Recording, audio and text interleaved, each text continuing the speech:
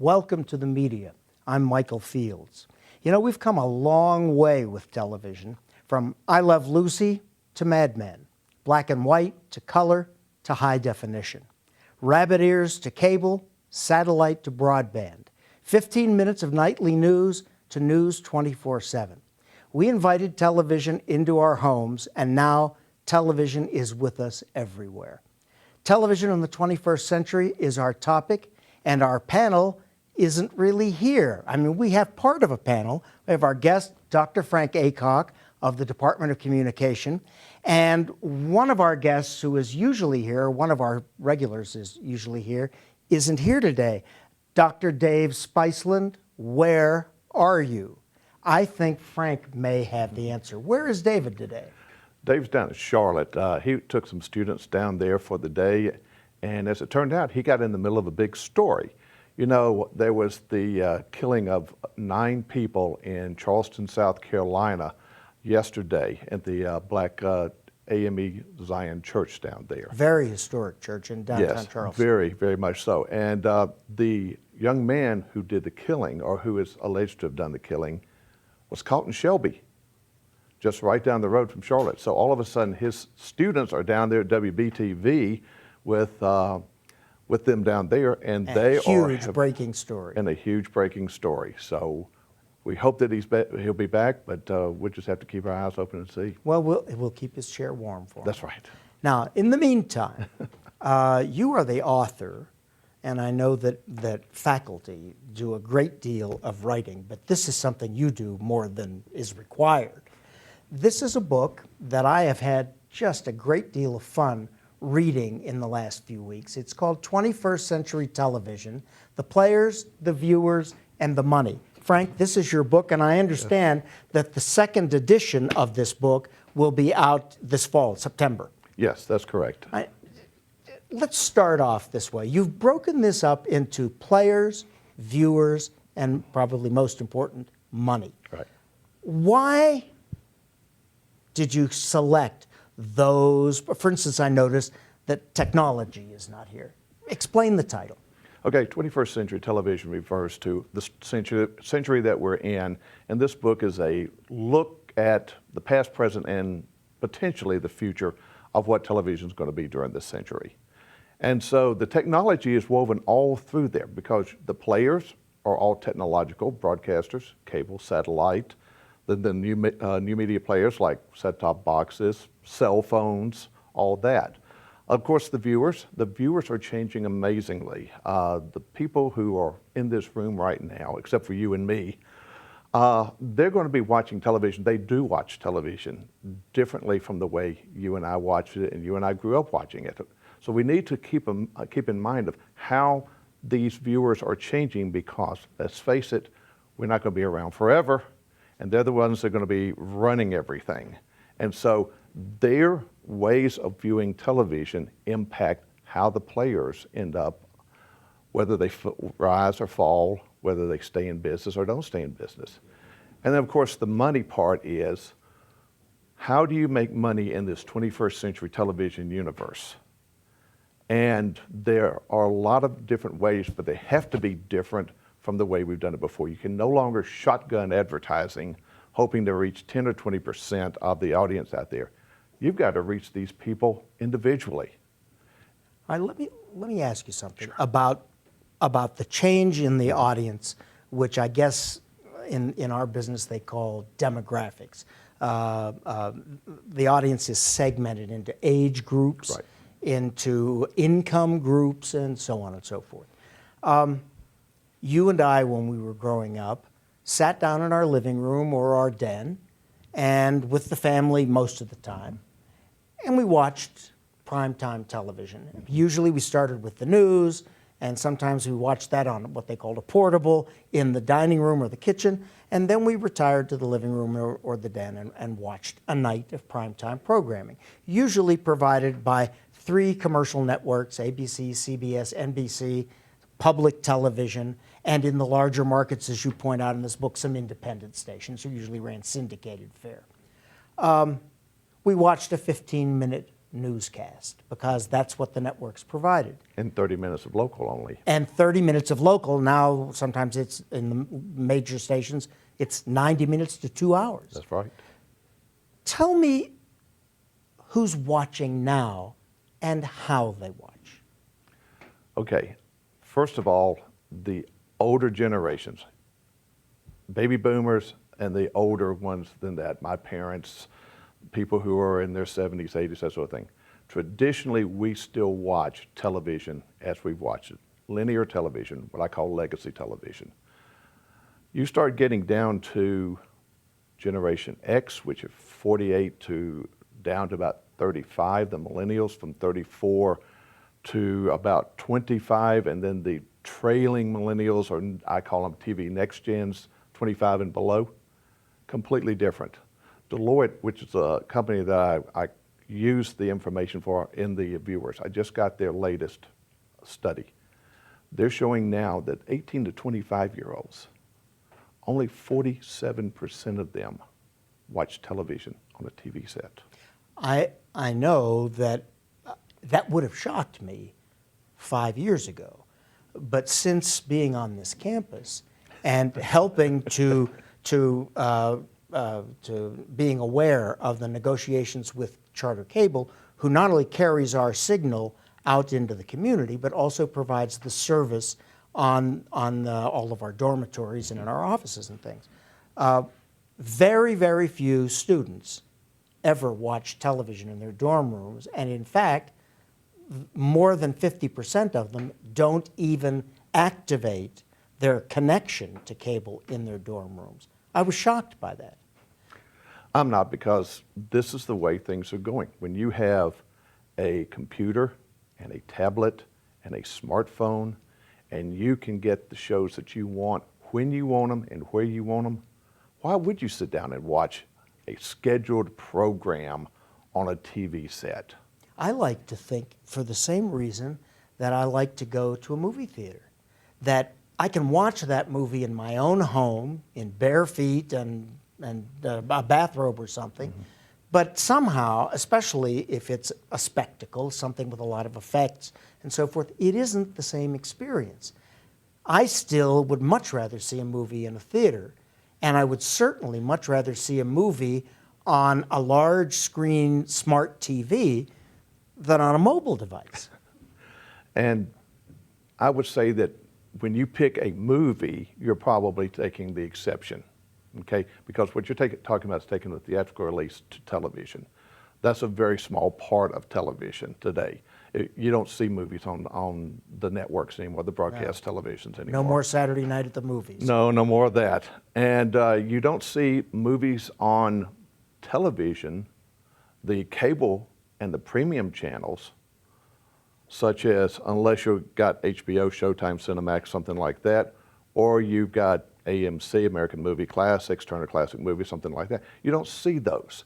And so, you know, students and, well, young people, 25 and under, really 48 and young, under, believe it or not, the Generation X, they want to see a movie in a big spectacle, they'll go to the movie theater. If they don't want to see it that way, or if it's cost too much, and you check the prices of movies recently. It's not inexpensive family entertainment anymore. That's right. At our local Regal Cinemas out here, I think it's $10 a person. And the popcorn and a small Coke adds another 15 or so to the tab. Right. Yeah, yeah. So it becomes an experience to do that.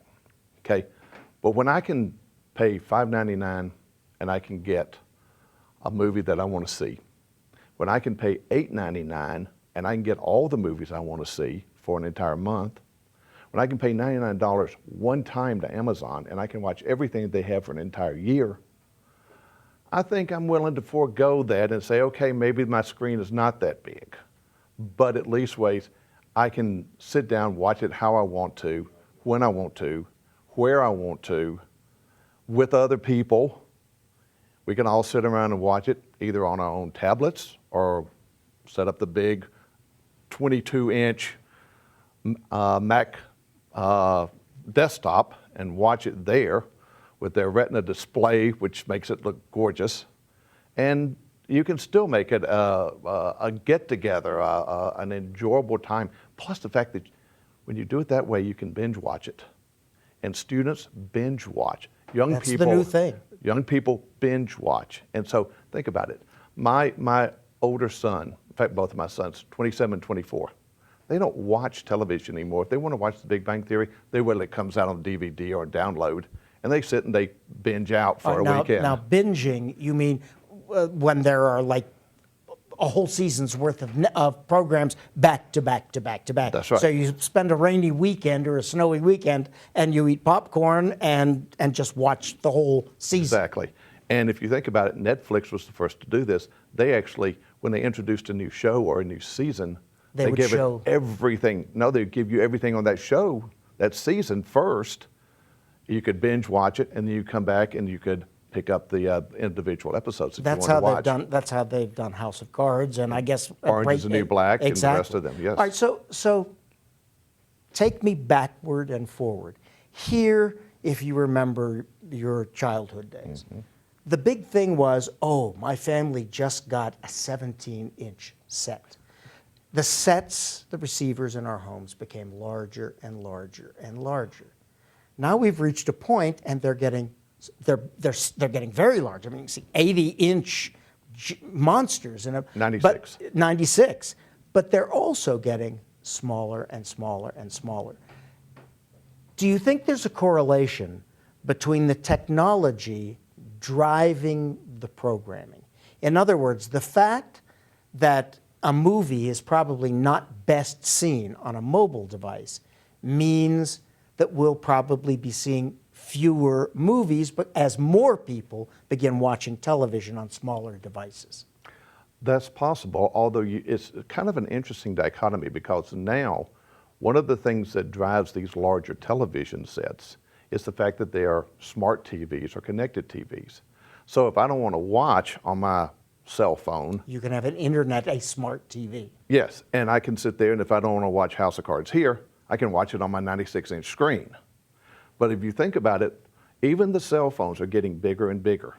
You know, the latest iPhone is 5.5 inches. Why is that?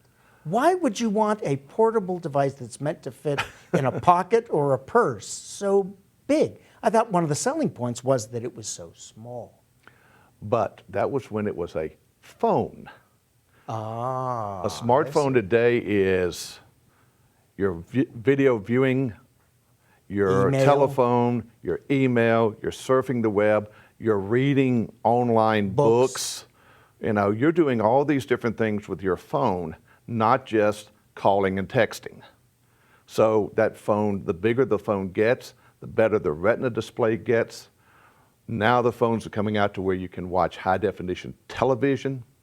I just read, I think it's Samsung is talking about their next generation is going to be a 4K television that you can watch on your cell phone. There is a company out of China that has just made a 6-inch diameter phone.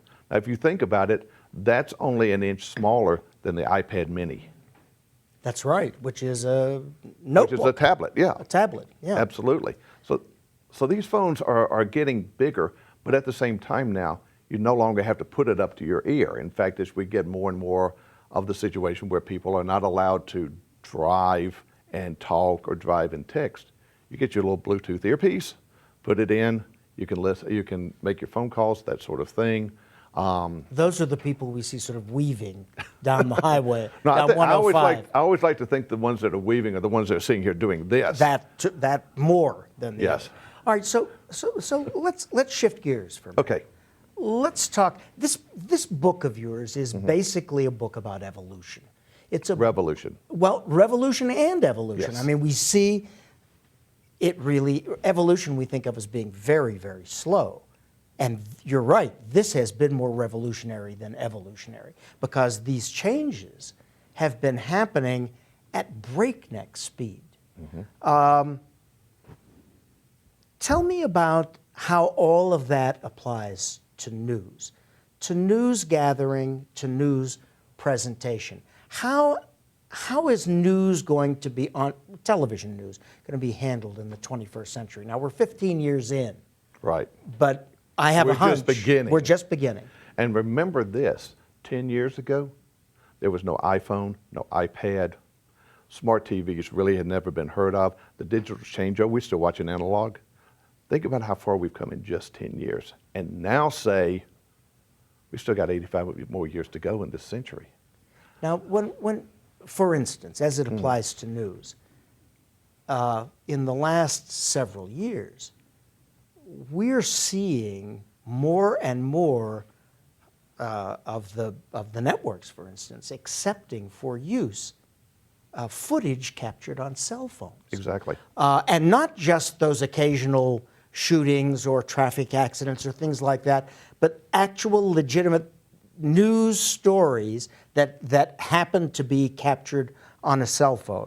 It's no longer considered a bad quality evaluation. It's now considered get the news on the air fast, no matter how you have to do it. 15 years ago, you had to mobilize a big satellite truck, which cost $1 million. You had to roll it out someplace. You had to crew it. Is this going to help us get news faster and more news that we weren't able to see before, but just hear about? Potentially. And is that good? I was talking to my students just yesterday in one of my classes. We were talking about electronic news gathering. We were talking about satellite news gathering. And it suddenly dawned on me, I needed to talk to them about what's called internet news gathering. Because what we're finding is that these big news departments, these big news agencies out there, the networks, the cable networks, they're starting to find that sending something back over the internet from wherever they are, as long as they can get a connection, it's faster, cheaper, and more stable than using the satellite. And so instead of having to pay and to send the signal up to that satellite that's maybe 33,000 miles up in space and then back down, and you get halfway through it and all of a sudden it busts out, and now you've got to start all over again, and lots of times you may have to get in line again. To use the satellite. To use the satellite, transponder. yes. Now, all you have to do is just simply set up your, however you're going to send it back. It could be through your cell phone. It could be more and more cameras are being internet ready. You can send it back over the internet. You can, because it's a direct connection, whether it's wireless or wired, either one, you can be sure it's going to get back, it's going to be stable, it's going to be easier to get back, and it's going to be less expensive for you. We're exploring right now our chief engineer and production manager, who's back over there in the control room. Hi, Greg. Greg. Hi, Rob. Is exploring right now these internet, they're about this big. They sort of fit on the back side of a camera. We could go out and cover news stories or activities on campus and feed it back here and put it right on the air. Yep. And the cost of that is virtually nothing. Yes. That's truly, truly remarkable. So, bottom line this. Would you say that we can expect, as a consuming society, much deeper, much broader, much faster coverage of news events in television this century than we have experienced in the last century? Oh, I don't think there's any doubt about that. That's the way the technology is leading us. Think about this also. You were talking about how cell phones, and they didn't think it was good quality, and now they are putting it on.